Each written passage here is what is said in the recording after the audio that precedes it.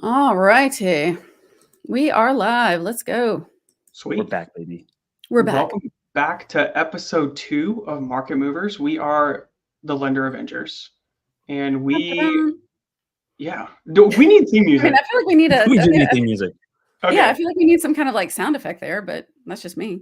All right. We will talk to our producer and have theme music for next time for sure, right? Yes. Okay. Mhm. So today we are talking all about customer avatars, and we will define that term because not everybody knows what that term is, but it is something that's really important so that we can make sure that our content is actually converting. We don't want to be putting content out there and just feeling like we are putting on a show and not actually making money from it. This is the whole point is yes, we can spread the good word, we can spread education, all advocate for that, but we also want to make sure that we are actually making money and attracting clients doing that. So first and foremost, let's go around the room, I guess, and do a very quick intro again in case anybody missed the first episode, which we can find on our previous stream. You can find on Rebecca's Facebook page, my LinkedIn page, and Caden, where does yours live right Facebook. now? Facebook. Yep. Okay, cool. I am Nate Vane. I have been in the mortgage industry I forgot this last time too. I think it's 12 years. I'm just going to say 12. Nobody fact check me, please. I'm pulling up your NMLS right now. Nobody fact check me. You can find it on NMLS. If you want to know, it's on the NMLS. I've been doing this for 12 years, and I have been creating video content specifically since 2018, but have been posting on social media to try to drive business and find referral partners since I think 2016, 2017, something like that. Awesome. I'm Caden Anini. Been in the industry since 2020 and making videos immediately after I got in. So a little bit of catching up to do with these two, but for the same reasons, letting people know what I do, attracting business partners that I think we'd work well with and we have same values, and just learning through trial and error, trying to share everything we've learned and even from outside sources. So I'm excited to continue to share. Right. And I'm Rebecca, the mortgage mentor, and I have been a lender since 2001. So I started using video really kind of for marketing purposes 2018, 2019, and then really started to use more short form on TikTok and LinkedIn late 2019, early 2020. Sweet. So we're here to teach you the lessons that we wish that we had known. Right. Because we've learned a lot of them the hard way. We've done a lot of trial and error, and so now we are like, let's shorten the learning curve for the people that want to listen or are hoping to step out and learn how to market in this new digital age. So let's start back with what is a customer avatar. So when I hear of a customer avatar, I don't think of like the blue people in the movie or anything. But think of a customer avatar as another way of like your ideal client. So we all have preferences of who we like to work with. And even here on this panel, we have very different customer avatars. I personally have 3 different customer avatars that I've built out. We'll go into that a little bit more in depth, but think of, when you hear customer avatar, think ideal client, like who do you like to work with? Who do you want to serve? Who are you passionate about serving? Because most folks that are going to be watching this, they're realtors, probably loan officers, but who is it that you're passionate about serving? Because at the end of the day, we believe in doing something that you find fulfillment out of. And in order to do that, we got to have some passion. So it's important to be able to identify your customer avatar, because when it comes to marketing, your ability to communicate with your ideal client with that customer avatar is what ultimately leads to success in any kind of marketing that you do. For instance, like Bud Light is not going to go and advertise in a church. That doesn't really make sense. That's not an alignment right there. It's the same kind of concept of like, great choice, we'll start by the way, for marketing. Right. I love your stream of consciousness, Nate. You're like, that's what you go to. Like, oh, Bud Light in a church, because they're going to like put some neon right up behind the altar. Listen, when you hit live, it just starts, reflexes start to kick in, and we go a little bit reactionary. So it's the first thing that popped up in the dome. But so it's also like where you broadcast it too. So like knowing where your target audience, knowing where your ideal client is, same kind of concept. So it's the ability to go find your ideal client and just to speak with them. And we're going to show you a little peek behind the curtain of how we've developed our customer avatars and how you can do the same. So one thing I want to encourage y'all to do is, as you're listening to this, whether it be right now or on replay, start writing notes down. Start thinking about, going back into your business, going back into your personal life, your personal life as well, and think about, okay, who are my ideal clients? Who do I want to work with? Who am I passionate about helping?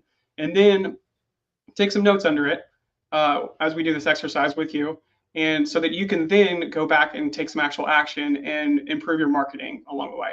So it's important to talk to your ideal client so that you can attract the business that you actually want to attract, so that you can keep this whole train rolling. So next we're going to talk about, do y'all have anything to add on that, or do we want to go ahead and Well, I was just going to add that I think it's helpful because, when you're making content and you're trying to, educate and financial literacy and all those kind of things, it's very tempting to kind of say, I want to make as broad of a message as possible. Like, this applies to anybody, everybody. And there's a time and a place for that type of content. But at the same time, if social media is about connection, it's about connecting, finding the people that that you can serve well, finding the people that, know that you're able to communicate, that you can solve their problem, and then connecting that. So you do have to get specific. And that's why having a client avatar is really helpful, because it can help you have somebody specific in your mind that you're talking to. So instead of kind of having that newscaster, type stiff, whatever, it's picture that person on the other side of your phone, on the other side of the camera, and it will allow you to feel more natural, like you're just having a conversation. I also think Instagram and just social media in general has become so saturated that you can't just make videos just to say you made them anymore, because everyone's doing it. And then I know for sure the amount of complaints and people I've talked to in 2022 when everyone complained about the algorithm. It's like, oh, the algorithm's not in my favor. It's like, no, there's so many people on here. This is so saturated. Instagram's only going to push out the best of the best that keeps people on this platform. So having that avatar so you can really niche down and then really grab those select people's attention is more important than ever. Well, and this is a big reason why we also encourage y'all not to chase views. So that's one analytic that we don't want you to focus on, because just, depending on what your customer avatar is and your ideal client looks like, that demographic of people might be a little bit smaller. So for instance, Rebecca is licensed in 7,000 states. There's that many states in the United States. Don't question me. It's a lot of CE. Yeah. Right. It's a lot of CE. Very stressful Q4 for her every single day. That being said, I hate it so much. That being said, she can speak to a broader audience versus, say, Caden, who he is more West Coast. So like some of his, you'll start to pick up if you go look at his content, or if you follow him on any kind of socials, you'll see a little bit different lifestyle even. So even that, like, if you have to take into account like how big of an audience you're talking about, which is why views is not the best way to judge on how your content is doing. It's how many conversations did it start with my ideal client, and because that's what we want to be talking to. We want to be talking to our ideal client. If not, then our marketing is not really working. Right. So with that, let's go to who are your avatars and how you identify them, Caden. Yeah. Who are your avatars? So we've talked about this a good bit over the last year, more so now since I've moved over to the new company, but it's kind of becoming more clear. And as we were talking yesterday, a quote that came back to me from watching Ed Milet speak, he has said, "You're most qualified to help the person you used to be." And it's always kind of been there, and I've always thought about it, but I really gained traction in this industry of like what I wanted to do when I realized like I didn't learn a single thing purchasing my first home. I didn't learn anything from the loan officer. It was very much just like, here's your loan. We can make this happen. Here we go. And then passing my test, being a loan officer late 2020, going back and looking at my closing disclosure that I had in the closet that was not filed appropriately, and just going over it. And I'm like, oh, so this is why this was all here. And for that reason, I make videos solely going over loan estimates so people know within the first 3 days what things are looking at and why they're there. So that is one of the ones I've built out is I've kind of labeled it the first time home buyer that doesn't know a damn. So yeah, that, and then I certainly didn't with my first house, but most people don't. I always try to lead with, we don't learn this in school. So there's, I have that one, and then just building out, relocation, just you can talk on the things you've done to help the next person who can do it. So that's kind of how I built mine out. But then you can also target it more so to like what Nate has done of like, who do you want to help? What do you enjoy doing in the industry? And same with Rebecca. You know, what is that one loan or that certain situation that you really like helping? You can dial in and find out all the little niche topics within that topic, so little subtopics. So there's so much opportunity out there, even within these little pockets.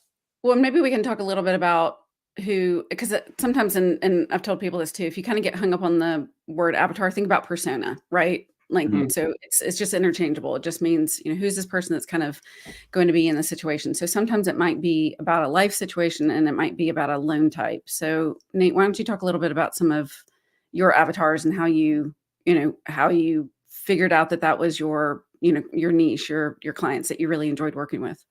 So part of, and kind of what Caden just said, I don't remember the exact quote, but it was super powerful. Say it again. You are most qualified to help the person you used to be. Okay, so this goes back to, and part of this is like we're meshing marketing and sales psychology and all into this one thing. So your ability to empathize from a sales psychology standpoint, your ability to empathize with your ideal client, like ultimately that's super powerful.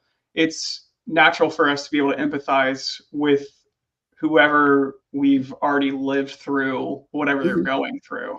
So that's why I've done it kind of one step further. So I've done, when I was doing like a lot of condo loans and investment properties, I was talking to people of like, okay, I'm aspiring to be this. Like I want to learn not only from these people, but I studied those loan products, I studied those strategies. So it's like one day I'm gonna, I wanted to own second homes, I wanted to own investment property. So I studied all that stuff. So that way that I could speak to the people and also like learn from them while they're also simultaneously learning from me. But for me, that was easy to empathize, can make a connection with, because it was someone that I was aspiring to be. It was someone I enjoyed helping because I was also simultaneously helping myself. All that to say, one of my main customer avatars at the very beginning of my career, and this is what's interesting about this business and what I love about this business, is it can change. So at the very beginning of my career, when I got in right after I bought my first home, and I could easily empathize with someone who was a first time home buyer as well. So that was like my first initial customer avatar. It's like, I want to talk to the people so I can help the people that remind me of me that I can easily relate to. As my career has progressed, that has kind of faded away as one of my ideal clients. And it's gone more to investment property buyers, short term rental buyers. And I've developed that because it's what I've aspired to be. So the other people are like step up buyers. So people that are in my same situation, where they already are a homeowner and they're trying to decide like, should I list my home? Should I buy a new home? Should I rent out my property? So it's easy because you can relate to those people and you can even tell personal stories. And we talk about all the time, when you're creating content, personal stories creates that human connection. And sales psychology is the same way. Your client wants to be able to know that like you can empathize with them. They feel like they can trust you because they know that you know what they're going through. Mhm. Yeah. Yeah. And that's, so for me, my avatars are first time home buyers and move up buyers or step up buyers, if you want to say it weird like Nate did. But But I think just that's step you up. said, you said step up buyer. I call them move up buyers. Caden, you Oh. have to be you have to be the tiebreaker. No. No. Okay. It's like, I hate when mom and dad fight. No, but I mean, just from the standpoint of it's kind of the same thing as whether it's, first time home buyer or a move up buyer. There is there's a little bit complexity, right, to make sure that the scenario works and all of those kind of things. But there's also strategy involved and there's some education involved. And I think that that's the part that I really enjoy is, seeing that light go off, where the connection is made. They're like, oh yes, we can do that. Or see that there's some peace of mind that yes, we can do, what we want to do. And then my other two avatars are either veterans, so VA loans. That's the loan type that I learned first, and did a ton of it. And so I just love serving, that community. I love the guidelines. Like it's just, can nerd out over the guidelines and marry those together. So I enjoy that aspect. And then people who are getting separated or divorced, because there's some strategy as part of that and being able to give some peace of mind. So certainly work with buyers that are outside of those definitions, but my content tends to be directed towards, those groups just because I know that we're going to be able to gel and I know that I have the information and tools needed to give them what they want. So that's why I try to seek them out that way. Yeah. And to what you just said is, I think people get so scared of, oh, I'm making content for this person, I'm disregarding. And it's like, no, I mean, if you make a strong enough connection, people pick up on personality, they'll still reach out to you. Yeah. So, you don't have I know people want every potential opportunity out there. I don't think you're really shying away from them unless it's complete opposite sides of the spectrum. That might be the only time that it Right. might Where it's like, shy listen, people I away. am not the best person for you because Yeah. you do not want me experimenting on this loan type, but I've got a great colleague who, this is their jam. So it's just basically, it's marrying up your niche with your ideal client. And then that's the purpose of having an avatar. Mhm. And I think the other big part of that is just from the standpoint of, by really getting a clear picture of who that person is, down to the point of like, here's a name. I mean, you can get really, really detailed and we'll give you some tools here at the end to get there, because it does help from making your content, making your messaging personal. Because if you're thinking about somebody even down to, what they might look like, what their name is, that kind of thing, you can make sure that you're thinking, okay, what's important to them? What are the quiet parts that they're not saying out loud? What are the questions that they're not asking? So I can anticipate that, so I can answer that for them, because that makes you a very compelling, loan officer or realtor that just says, hey, you might not have even thought of this, or maybe you thought about it, but you thought it was a stupid question, quote unquote, so you didn't ask it. Let me just go ahead and tell you, because that's my job, is right to think about the things that you don't know and to try to solve problems that you don't know that you have. So it's one to kind of get in the headspace for what they want to know and what they care about, and also what they're scared about, right? Is, for that move up buyer scenario, well, what if my house doesn't sell? Or what if the contract falls through? Or what if I have to make a contingent offer? But I want to sell, but I don't want to make a contingent offer, or because my realtor tells me that doesn't make me as competitive. It's just really getting into kind of those conversations and pulling on your experience. And if you don't have the experience, of talking with them, then there's some other ways that you can, again, kind of build that knowledge base. So when y'all were really sort of working towards some of those different avatars, some of those different niches, what was your process to come up with, some of those frequently asked questions or concerns, for that client base? Part of it was just you start to notice patterns and questions that Mhm. you're answering. You start to take a little bit more inventory of the conversations that you're having, even like the scripting that you use. And so it's like, okay, I have developed scripting and things that I say to every step up buyer, possible step up buyer. I've developed, scripting and things that I'm going to say, and therefore, you're trying to head off any questions so that you feel like you're communicating ahead of time and you're kind of going on offense instead of defense. So, Yep. part of it is just like taking inventory of that. Part of it is taking inventory of the questions that they ask. Some of it is even I developed it by looking at my comment section. So once you start creating content, you start to see the comments and you're like, okay, these are some very common comments that I keep getting. Obviously, there's demand for that knowledge out there.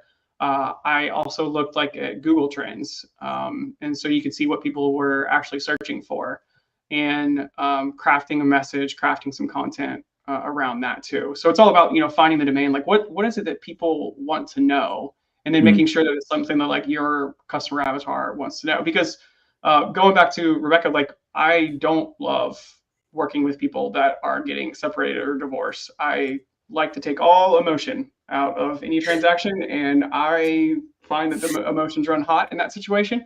So Couple that with also the emotions of buying or refinancing a house, it gets a little yeah, it's a little much. it's a little much for me. Yeah. So I am not going to go and put out content talking about that situation, because like I don't want to bring in a client that like I dread dealing, dread not dealing with, dread working with. Like I want to fill my pipeline up. I want to fill my business up with people that I want to do business with. It makes for a less stressful way to do business. Mhm. Mhm. What about you, Um, Caden? Well, real quick, you mentioned Google searches. There's also another good website. We can put this in the chat down here, yeah? Yeah. Is that how this works?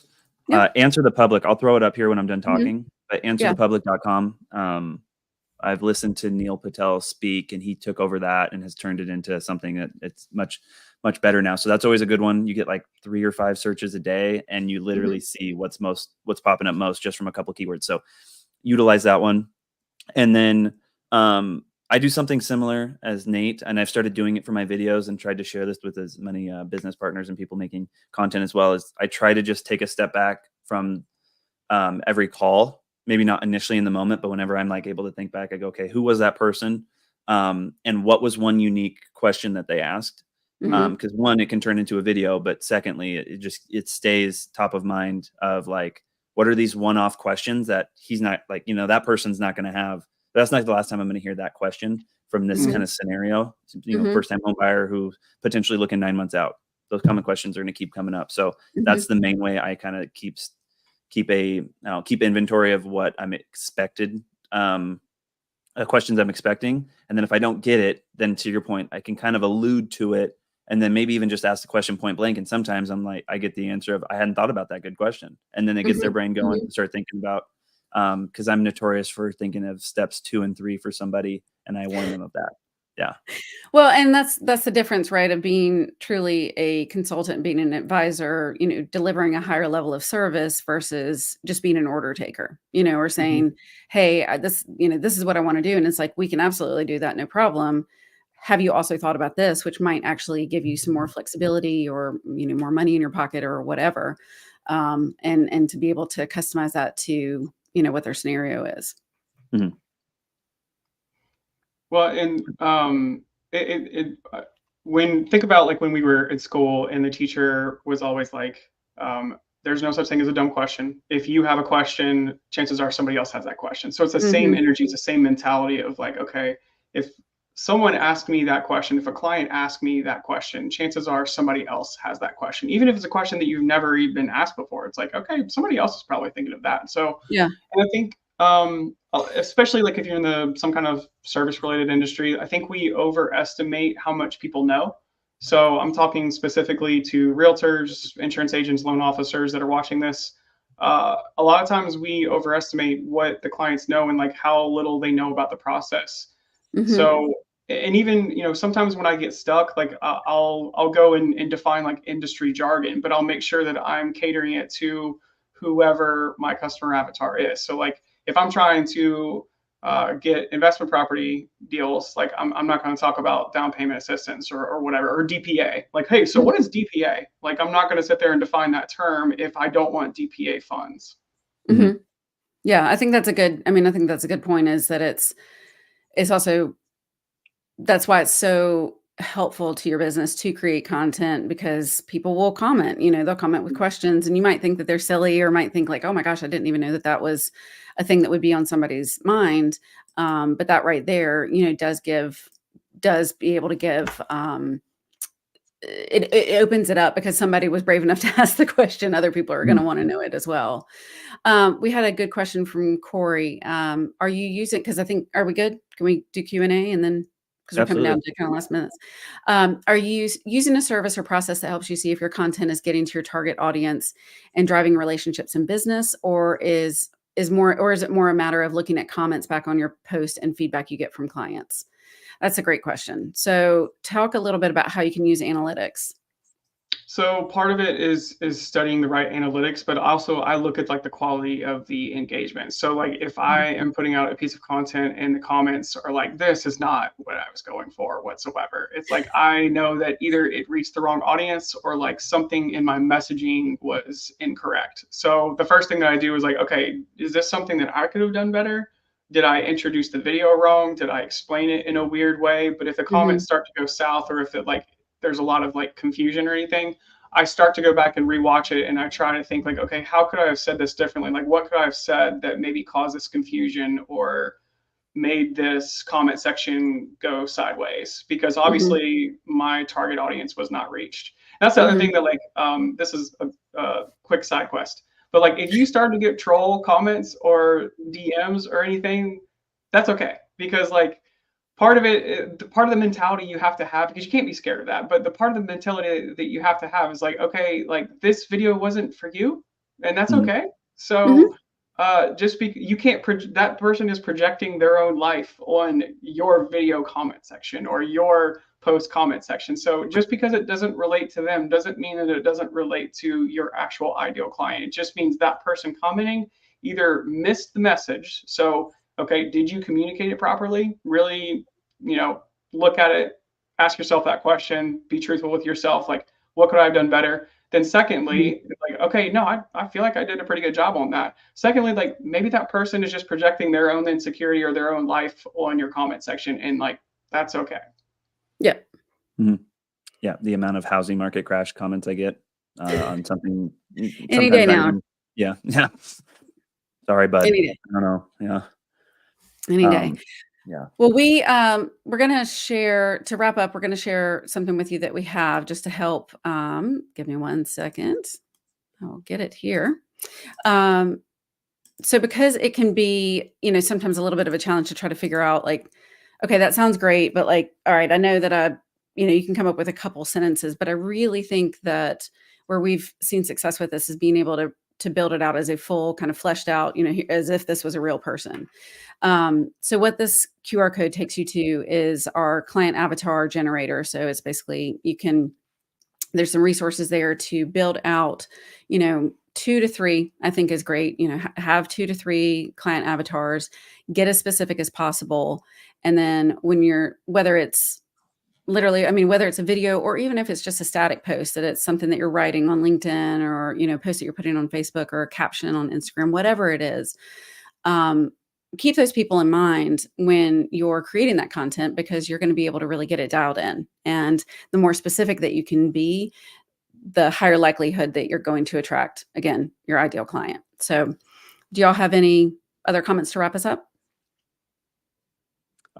I just know people are going to ask, how do I scan this QR code if I'm watching on my phone? And I will say, one, screenshot this. And then there's a little tool once you tap the photo. And then also there's going to be a recording on Facebook. So you can always take a picture of it there too, or scan it Good there point. too. But Fantastic. yeah, who I used to be of figuring out this QR code thing. So there we go. That's a full circle thing. I'm telling you, that I quote was is this going guy. to that quote has been living rent free in my head since you said it. So, So if they don't have if they don't have a chat GPT, or they're not super familiar with it, like an easy exercise is just try to list out the 3 avatars that you want to target and really get inside their head and like, okay, what are their pain points? And that's what you need to talk to, because then you become the authority figure. You become it's all about know, like, and trust. So like that's mhm. the trust factor. Now it's up to you to deliver on the like, but if you're getting out in front of them, that's part of the know. So people do business with the people that they know, like, and trust. We can establish that trust by talking directly to their pain points. Mhm. Which tees us up for next month. We are going to be talking about entertain with the mundane. So, give us a quick preview of that, Caden. So through a lot of marketing classes or groups that I've been in, so much, all of it, we all think our jobs are boring because we live it day to day. And I think I heard this. If I came up with it, kudos to me. I don't think I did, but I have started to say You're like, it's a entertain. real banger. I am so smart. Yes. Entertain with the mundane, because our jobs are boring to us, but they're not boring to everyone else. Mhm. Being able to share little pieces of our day, our work. People want to know little. I'm someone of that. I'm not good at diving fully in on something, but I know about 4 things about 80,000 different topics. So people like just knowing just a little bit helps conversation, but then also when the time comes, they've learned already. So they've passively learned about buying a home before they've even bought the home. And you've helped in that and just let them see that. And then something I brought up to Rebecca yesterday is there's an Instagram account out there that has 100,000s of followers. And this guy, all he does is show his 9 to 5 working in HR. So Mm-hmm. that's proof that your life is not like your life's not boring, and you Yep. can get people to follow you. This guy literally doesn't talk, shows his Mm-hmm. day, shows his dog, drinks a beer. and goes on with his life. And it has hundreds of thousands of followers. So there's your motivation. So I'm hearing dogs, HR, beer, that's the key to success, or got it. Your results may You vary. you knew dogs were part of it already. Stop. Oh yeah. I mean, hello. That's the only reason I have mine. That's the trifecta along with the customer avatar trifecta. You combine those two and you'll just be a zillionaire. Exactly. Yes. Exactly. All right. Well, thank you everybody for tuning in, and we will see you next month. And it will be, I don't know off the top of my head, whatever the first Wednesday of March is, but we'll be here and we will see you later. Peace. Peace.